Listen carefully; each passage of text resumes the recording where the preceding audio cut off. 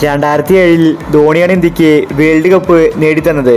അതിനുശേഷം ഇന്ത്യക്ക് T20 world cup ലഭിച്ചിട്ടില്ല. ഇപ്പോഴിതാ വർഷങ്ങൾക്ക് ശേഷം ധോണിയുടെ ചരിത്രം രോഹിത് ശർമ്മ തിരുത്തി കുറിച്ചിരിക്കുകയാണ്. ഇന്നത്തെ ഇന്ത്യയുടെ വിജയം കണ്ട് ധോണി പറഞ്ഞ കാര്യമാണ് നമ്മൾ ഈ ഒരു വീഡിയോയിൽ പറയുന്നത്. ഇത്തരം ക്രിക്കറ്റ് ന്യൂസിന് വേണ്ടി ഈ ചാനൽ മറക്കാതെ സബ്സ്ക്രൈബ് ചെയ്യൂ. ഇന്നത്തെ ഇന്ത്യയുടെ വിജയം കണ്ട് ക്രിക്കറ്റ് ലോകം മൊത്തം ഞെട്ടിയിരിക്കുകയാണ്. അതുപോലത്തെ ബൗളിംഗ് ആണ് ഇന്ന് ഇന്ത്യ കാഴ്ചവെച്ചത്. ഇന്ത്യയുടെ വിജയം കണ്ട് ധോണി പറഞ്ഞത് ഇങ്ങനെയായിരുന്നു: എനിക്ക് ശരിക്കും വിശ്വസിക്കാൻ സാധിക്കുന്നില്ല. സൗത്ത് ആഫ്രിക്ക ജയിച്ചുവെന്ന് ഞാൻ കരുതിയതായിരുന്നു.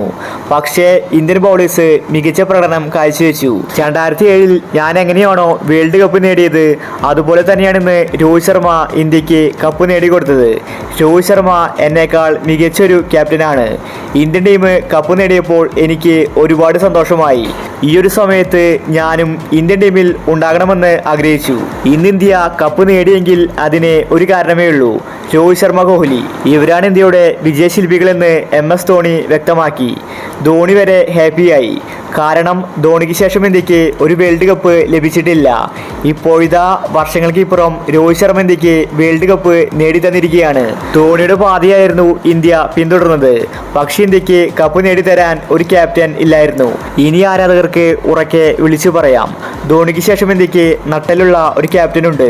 അത് രോഹിത് ശർമ്മയാണെന്ന്. രോഹിത് ഇനി ചരിത്രത്തിന്റെ ഭാഗമാകുമെന്നത് ഉറപ്പാണ്. ഇന്ത്യൻ ആരാധകർ ആവേശത്തിലാണ്.